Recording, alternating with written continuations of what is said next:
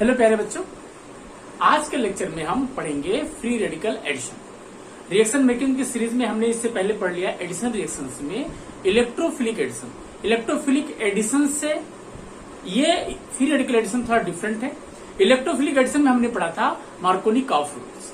आज free radical mechanism में हम पढ़ेंगे एंटी मार्कोनी-कॉफ रूल, जिसको हम खरास इफेक्ट भी बोलते हैं या पराक्साइड इफेक्ट बोलते हैं। मेरा नाम है सोनू शुक्ला और हमारा प्यारा चैनल है हिस्ट्री ऑफ साइंस। तो जो रिएक्शन मैकेनिज्म में हमने जो पढ़ा था एडिशन रिएक्शन में कि अगर CH2 डबल बॉन्ड CH2 है, इस पे HBr ऐड हो रहा है इन प्रेजेंस ऑफ CCl4 और जो एडिशन होगा अगर ये सिमेट्रिक है, क्या है ये सिमेट्रिक एल्कीन है, तो क्या होगा कहीं भी एक तरफ H जोड़ दो एक तरफ Br जोड़ो कोई दिक्कत नहीं। CH2CH2 हो गया, एक तरफ H जोड़ दिया एक तरफ Br जोड़ दिया कोई दिक्कत नहीं। इधर Br जोड़ दो इधर H जोड़ दो कोई फर्क नहीं पड़ता क्योंकि दोनों सिमेट्रिक थे। कहानी तब हुई थी जब हम CH3 CH double bond CH2 ऐसा एल्कीन था, अनसिमेट्रिक एल्कीन था। इसमें जब हमने HBr का एडिशन किया था इन प्रेजेंस ऑफ CCl4 तो क्या हुआ था कि हाइड्रोजन उस कार्बन एल्कीन के उस कार्बन से जुड़ा था जहां हाइड्रोजन की संख्या ज्यादा थी। वो था मार्कोनी-कॉफ रूल्स। क्या था? मार्कोनिक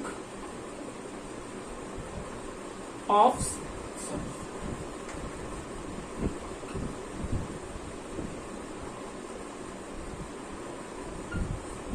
रूल।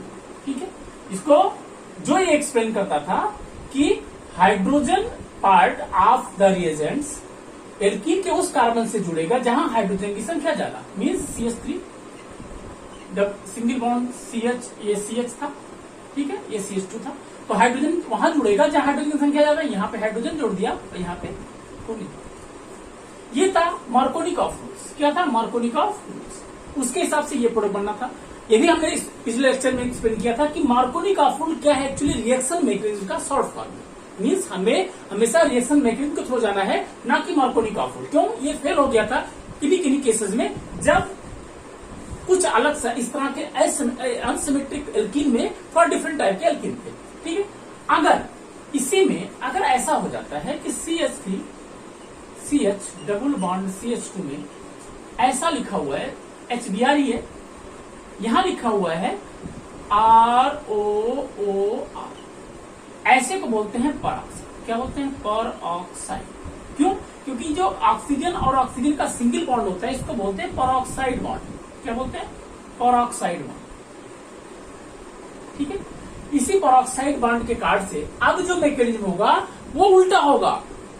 मार्कोनी-कॉफ क्या बोला था मार्कोनी-कॉफ रूल से कि हाइड्रोजन उस एल्कीन के उस कार्बन से जुड़ेगा जिसपे हाइड्रोजन की संख्या ज्यादा और ब्रोमीन पार्ट दूसरे कार्बन से जुड़ेगा। यहां उल्टा होगा, हाइड्रोजन एल्कीन कार्बन के उस कार्बन से जुड़ेगा जहां हाइड्रोजन की संख्या कम, means CH3 CH single bond CH2 है तो हाइड्रोजन उस कार्बन से जुड़ेगा जहां हाइड्रोजन की संख्या कम, मीन्स यहां हाइड्रोजन जुड़ जाएगा यहां ब्रोमीन जुड़ जाएगा।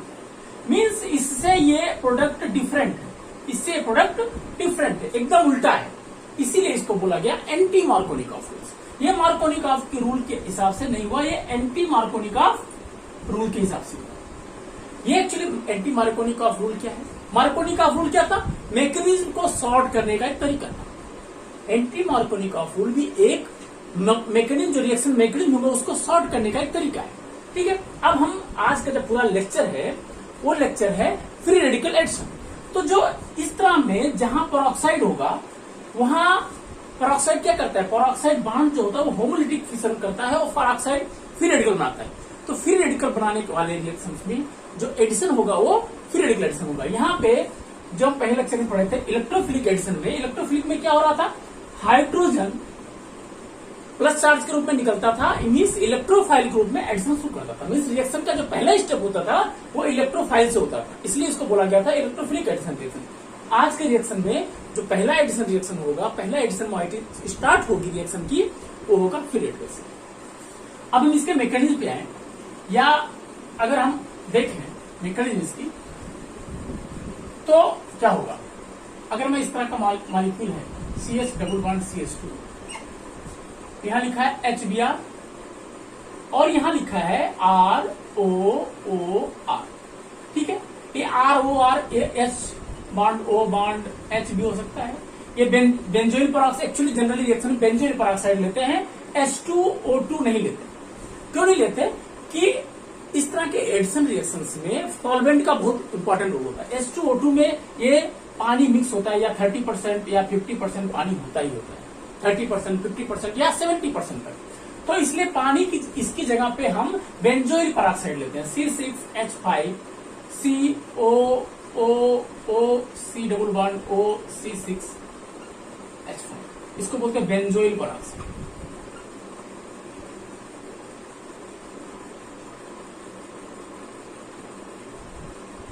ठीक है, बेंजोइल पेरोक्साइड। अब इसकी मैकेनिज्म क्या है? एक्चुअली एंटी मार्कोनिकॉफ रूल या एंटी मार्कोनिकॉफ रूल, या इसको बोलते हैं खरास इफेक्ट, खरास इफेक्ट, या इसको बोलते हैं पेरोक्साइड इफेक्ट। खरास एक साइंटिस्ट थे जिन्होंने इसकी डिस्कवरी की थी, या इसको शॉर्ट बनाया था, मैकेनिज्म को शॉर्ट बनाया था। एक्चुअली ये मैकेनिज्म को एक्सप्लेन करने के लिए है, ना कि कोई अलग सा रूल है। जो मैकेनिज्म ही एक्सप्लेन करेगा कि खरास इफेक्ट क्या शॉर्ट कर देता है। पेरोक्साइड इफेक्ट इसलिए बोलते हैं क्योंकि इसमें पेरोक्साइड का रोल है, इसमें पेरोक्साइड का रोल है। ठीक है, अब इसके मैकेनिज्म है, एक्चुअली कहानी सारी मैकेनिज्म में है। बनेगा क्या? एंटी मार्कोनिकॉफ से हाइड्रोजन उस कार्बन से जुड़े, उस एल्कीन के उस कार्बन से जुड़ेगा, हाइड्रोजन की संख्या कम, CH3 CH double single bond CH2 में हाइड्रोजन कहां जुड़ेगा? जिसके पास हाइड्रोजन कम, और ब्रोमीन वहां जुड़ेगा जहां पे है। दूसरे पार्ट में सबसे इंपॉर्टेंट पॉइंट, ये एंटी मार्कोनिकॉफ रूल या पेरोक्साइड इफेक्ट केवल HBr में ही देखा जाता है। ओनली HBr ही परफॉर्म करेगा। इसकी जगह पे अगर ये Cl होगा तो ये एंटी मार्कोनिकॉफ रूल नहीं काम करेगा, एंटी मार्कोनिकॉफ रूल काम नहीं करेगा। ये हमेशा मार्कोनिकॉफ रूल से ही चलेगा। HBr ही एक है, HCl, HI या HF। पहली बात, इन दोनों में इस तरह के एडिशन रिएक्शन जनरली देखने को नहीं मिलता है। HCl है, HCl में हमेशा मार्कोनिकॉफ रूल लगेगा, एंटी मार्कोनिकॉफ रूल नहीं लगेगा। ठीक है, वो हम बाद में एक्सप्लेन करेंगे एग्जाम्पल में। अब मैकेनिज्म पे आते हैं। सबसे इंपॉर्टेंट बात मैकेनिज्म ही एक्सप्लेन करेगा कि एक्चुअली इसको खरास इफेक्ट या मार्कोनिकॉफ पेरोक्साइड इफेक्ट क्यों कहते हैं। ये रिएक्शन जाएगा, ये क्या है? Free radical addition. ठीक है, फ्री रेडिकल एडिशन। आज का लेक्चर पूरा फ्री रेडिकल एडिशन पे। पेरोक्साइड होगा तो पेरोक्साइड का रोल क्या होता है? जो फ्री रेडिकल मैकेनिज्म था, जो हमारे पूरे लेक्चर में देखा होगा जिसने, तो वो 3 स्टेप में होता है। पहला इनिशिएशन में क्या होगा? पहले स्टेप में कि पेरोक्साइड जनरेट करता है, पेरोक्साइड को जनरेट करेगा। क्या करेगा? ये बॉन्ड होमोलिटिक फिजन होगा, एक इलेक्ट्रॉन इसको मिल जाएगा, एक इलेक्ट्रॉन इसको मिल जाएगा, होमोलिसिस। ठीक है, क्या होगा? RO फिर प्लस RO फिर। ठीक है, इसको हम 2RO लिख सकते हैं, कोई दिक्कत नहीं। ये फ्री रेडिकल बना, यही free radical RO free radical दूसरे HBr को रिएक्शन करेगा। ROH जो है वो सबसे ज्यादा स्ट्रॉन्ग बॉन्ड बनाता है H के साथ, ना कि Br के साथ। इसलिए सबसे इसमें भी होमोलिसिस करा देगा और ये H के साथ जुड़ जाएगा, बना देगा ROH प्लस Br फिर। ठीक है, ये हुआ फ्री रेडिकल जनरेट। ये फ्री रेडिकल जनरेट हो गया। पहला स्टेप यहां तक है। पहला स्टेप केवल यही, ये दोनों स्टेप मिला के पहला स्टेप है। स्टेप नंबर 2 में क्या होगा?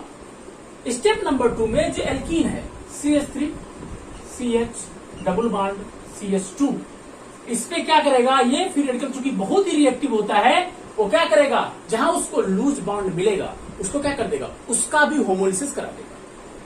पेरोक्साइड का काम यही खत्म। इसके आगे इस पेरोक्साइड का कोई रोल नहीं, इसका आगे इस पेरोक्साइड का रोल। इसलिए पेरोक्साइड जब रिएक्शन में डालते हैं कैटालिटिक डालते हैं, कैटालिटिक डाल के इसका काम हो गया। ये एक बार इसमें गया, एक फ्री रेडिकल जनरेट करके इसका काम खत्म। ठीक है, अब ये फ्री रेडिकल इसके एल्कीन वाले बॉन्ड को, जो पाई बॉन्ड है, उसका होमोलिसिस करा देगा। अब देखो, यहां 2 चांसेस हैं, इसमें दो चांसेस हैं कि ये ब्रोमीन इस वाले से जुड़े या ये ब्रोमीन इस वाले जुड़ेगा। ये कहानी डिपेंड करता है कि वो रिएक्शन इंटरमीडिएट क्या बनता है। रिएक्शन इंटरमीडिएट देखो, पहला केस ये होगा CH3 CH CH, अगर ब्रोमीन इससे जुड़ता है, ठीक है, CH2, तो ये हुआ, ये फ्री रेडिकल बचा नहीं गया, पहला केस। दूसरा केस देखें, अगर ये ब्रोमीन इससे जुड़ जाए होमोलिसिस के बाद, तो CH3 CH CH2, यहां ब्रोमीन जुड़ गया अगर, तो ये फ्री रेडिकल। अब यार देख लो, ये 2 डिग्री फ्री रेडिकल है, ये 1 डिग्री फ्री रेडिकल है। ये 2 डिग्री फ्री रेडिकल है, ये 1 डिग्री फ्री रेडिकल है। फ्री रेडिकल के मैकेनिज्म अगर आपने पढ़ा होगा, नहीं पढ़ा है तो आप टाइप करके किसी भी यूट्यूब के वीडियो को दे सकते हो, फ्री रेडिकल रिएक्शन इंटरमीडिएट में। तो ये रिएक्शन इंटरमीडिएट जो फ्री रेडिकल है उसकी स्टेबिलिटी होती है 3 डिग्री, 2 डिग्री, देन 1 डिग्री। सबसे ज्यादा स्टेबल होता है 3 डिग्री। क्यों? ये भी इलेक्ट्रॉन डिफिशिएंट मॉलिक्यूल होती है और इलेक्ट्रॉन इसको दो तरफ से मिलेगा, इसलिए इसकी स्टेबिलिटी बढ़ जाएगी। इसकी स्टेबिलिटी केवल एक तरफ से मिल रहा है, इसकी स्टेबिलिटी कम होगी। तो पहली बात कि इसमें स्टेबल रिएक्शन इंटरमीडिएट जो बनता है, रिएक्शन उसी के थ्रू हो जाती है। जैसे हमने पिछले लेक्चर में बताया था कि जो कार्बोकेटायन बनता था, इलेक्ट्रोफिलिक एसिड में कार्बोकेटायन बनता था, उसकी स्टेबिलिटी पे ही रिएक्शन मैकेनिज्म डिफाइंड होती थी और वही को एक्सप्लेन किया था मार्कोनिकॉफ रूल ने। यहां भी anti Markovnikov rule actually mechanism का ही एक पार्ट है। यहां देखो, तो यहां जो रिएक्शन इंटरमीडिएट फ्री रेडिकल की stability 2 degree is more than 1 degree, इसलिए रिएक्शन जो जाएगी वो इसके थ्रू जाएगी, इसके थ्रू नहीं जाएगी। ठीक है। दूसरी बात, फ्री रेडिकल में रिएक्शन मैकेनिज्म का फ्री रेडिकल जो इंटरमीडिएट है उसमें रीअरेंजमेंट नहीं होता। कार्बोकेटायन के केस में क्या था कि उसमें अपने से मोर स्टेबल कार्बोकेटायन में अगर चांसेस है तो वो रीअरेंज हो जाता था हाइड्राइड शिफ्ट, फिनाइल शिफ्ट या मिथाइल शिफ्ट के थ्रू। लेकिन फ्री रेडिकल में ये शिफ्टिंग या रीअरेंजमेंट नहीं होता है। ठीक है, ये था फ्री रेडिकल बन गया 2 डिग्री। आप देखो ये 2 डिग्री फ्री रेडिकल फिर क्या करेगा, CH CH2Br, ठीक है, ये फ्री रेडिकल रहा। ये फ्री रेडिकल क्या करेगा, कहेगा अच्छा मुझे फ्री रेडिकल बनाया, मैं दूसरा भी फ्री रेडिकल दूसरे मॉइटी जो HBr का है उसको होमोलिसिस करा देगा। ठीक है, और फिर इसके प्रोटॉन से जुड़ के एक नया फ्री रेडिकल बना देगा CH3, ये CH2 हो जाएगा, ये CH2Br, ठीक है, प्लस Br फ्री रेडिकल बन गया। अब ये Br फ्री रेडिकल क्या करेगा, दूसरे CH2 पे रिएक्शन करेगा, उसको ये बनाएगा। मीन्स ये रिएक्शंस कंटिन्यू चलती रहेगी, तब तक चलती रहती है जब तक या तो ये खत्म ना हो जाए या तो ये खत्म ना हो जाए। दोनों रिएजेंट से अगर एक भी रिएजेंट खत्म हो गया तो रिएक्शन यहाँ पे जाके टर्मिनेट हो जाएगी, तब तक ये प्रोपोगेशन स्टेप चलता रहता है। तो ये मैकेनिज्म एक्चुअली जो एंटी मार्कोनिकॉफ रूल है या खराज सर ने जो डिस्कवरी की थी वो यही डिस्कवरी की थी, इसको शॉर्ट बनाने के लिए, इस मैकेनिज्म को शॉर्ट बनाने के लिए कि आप देखो तुरंत उसको इतनी मैकेनिज्म ना करनी पड़े, तुरंत आप उसके H को वहां जोड़ दो जहां पे हाइड्रोजन की संख्या कम और ब्रोमीन पार्ट को वहां जोड़ दो जहां पे हाइड्रोजन की संख्या ज्यादा। किसके, मार्कोनिकॉफ के उल्टा था, इसलिए इसको एंटी मार्कोनिकॉफ रूल कहा गया।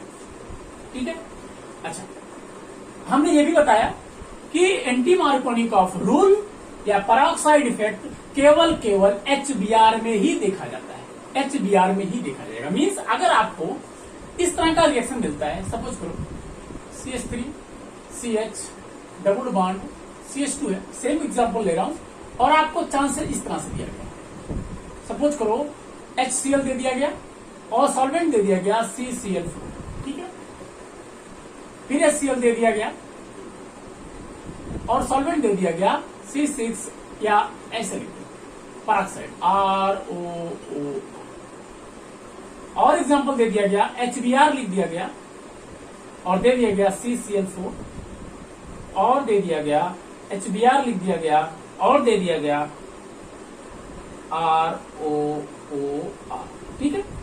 अब देखो इस रिएक्शन के साथ HCl सॉल्वेंट क्या है CCl4, मीन्स ये इलेक्ट्रोफिलिक एडिशन देगा। क्या देगा, electrophilic addition. Electrophilic addition means Markovnikov rule वाला लगेगा।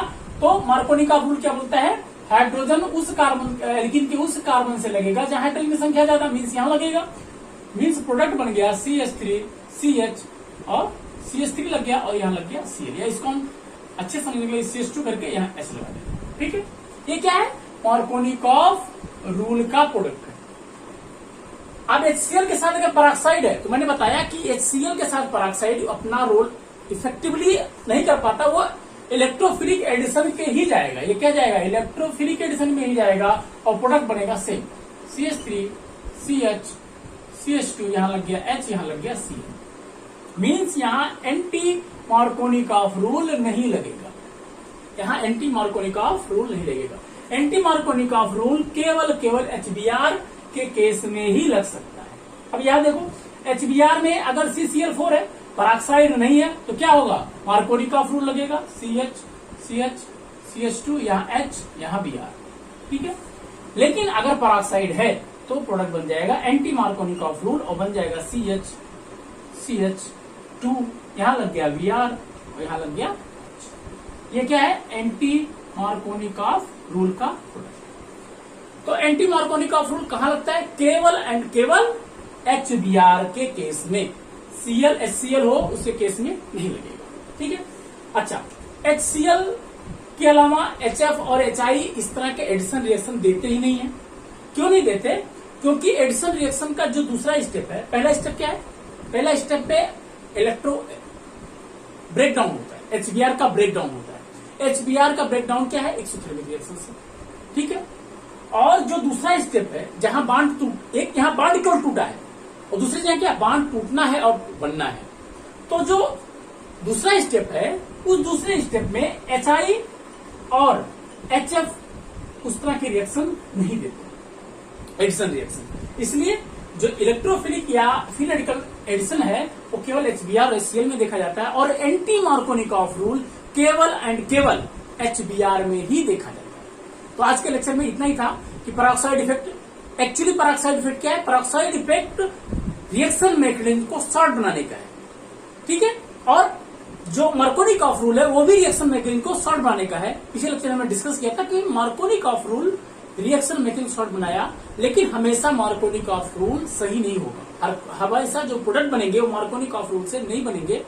इसमें क्या होगा? अगर देखा जाए, जो उस पिछले लेक्चर में था कि फ्री रेडिकल में रीअरेंजमेंट नहीं होता। जैसे एक एग्जांपल और ले लेते हैं, जैसे अगर ऐसा है CH3 CH3 CH double bond CH2, इस तरह क्या है, ठीक है। इस पे अगर हम रिएक्शन देखें तो दो ही तरह का देख लेते हैं, HBr के थ्रू ही, क्योंकि HBr दोनों में पाया जाता है, मार्कोनिकॉफ और एंटी मार्कोनिकॉफ दोनों में, ठीक है। यहाँ HBr है प्लस है CCl4, ठीक है। यहां HBr है और है बेंजो पेरोक्साइड ROOR, ठीक है। अब देखो यहां प्रोडक्ट क्या बनेगा? यहां प्रोडक्ट, पॉसिबल प्रोडक्ट क्या था जो हमने बताया था कि एक तो मार्कोनिकॉफ रूल लगेगा, मार्कोनिकॉफ रूल। इसके हिसाब से जो प्रोडक्ट बनता वो बनता कि हाइड्रोजन उस कार्बन से लगेगा जहां हाइड्रोजन क्या जाता, मीन्स CH3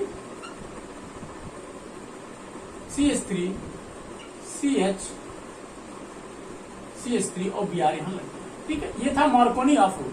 लेकिन ये मार्कोनिकॉफ रूल यहां फेल हो गया था, इसको एक्सप्लेन करने में फेल हो गया था। क्यों? क्योंकि यहाँ का जो रिएक्शन इंटरमीडिएट कार्बोकेटायन बनता वो रीअरेंज करके सेकंड डिग्री 2 डिग्री से लेकर के 2 डिग्री कार्बोकेटायन से कन्वर्ट हो गया, 3 डिग्री कार्बोकेटायन में कन्वर्ट हो गया बाया हाइड्राइड शिफ्ट, जिसके कारण से जो प्रोडक्ट एक्चुअल प्रोडक्ट बना वो बना CH3 CH3 CH2 CH3 और Br यहां। एक्चुअली प्रोडक्ट ये था, ये आंसर गलत था। ये हमने एक्सप्लेन किया था पिछले लेक्चर में। क्यों?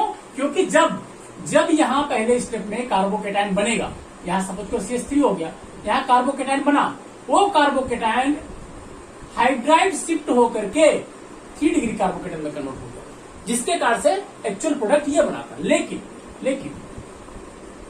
लेकिन जब पेरोक्साइड वाला केस होगा तब जो अगर यहां फ्री रेडिकल बना, सपोज करिए फ्री रेडिकल बना, ठीक है, ये फ्री रेडिकल फर्दर रीअरेंज नहीं कर सकता फर्दर, क्योंकि फ्री रेडिकल में रीअरेंजमेंट नहीं होता। इसमें केवल एक ही प्रोडक्ट पॉसिबल है, वो है एंटी मार्कोनिकॉफ रूल का, वो है CH3 CH3 CH। अब देखो यहां लगेगा CH2Br, यहां लग जाएगा और यहां लग जाएगा H। ये क्या था? एंटी मार्कोनिकॉफ रूल का प्रोडक्ट या खरास इफेक्ट का प्रोडक्ट या परसाइड इफेक्ट का प्रोडक्ट। तो बहुत क्लियर है, आप अपने को प्रिपेयर रखो कि जब भी आपको ऐसे टिपिकल एसिमेट्रिक और थोड़ा सा मोर सब्स्टिट्यूटेड एल्कीन मिले तो आप मार्कोनिकॉफ रूल से ना जाकर के मैकेनिज्म के थ्रू जाएंगे तो आपको आसानी होगी, आपको प्रोडक्ट एग्जैक्ट प्रोडक्ट मिलेगा, सही प्रोडक्ट मिलेगा, सही आंसर मिलेगा। लेकिन पेरोक्साइड के केस में कुछ नहीं देखना है, आप एंटी मार्कोनिकॉफ रूल लगाओ, जो रूल बताता है कि हाइड्रोजन उस कार्बन एल्कीन के उस कार्बन से जुड़ेगा जहां पे हाइड्रोजन की संख्या कम, और दूसरे मॉलिक्यूल को दूसरे पे जोड़ दो और आपका आंसर हमेशा सही होगा। तो ये डिफरेंस था जो हमने पिछले लेक्चर में बाकायदे एक्सप्लेन किया था। इस चीज को जिसने नहीं देखा वो आप देख सकते हो और इसको बाकायदे आप अंडरस्टैंड कर सकते हो।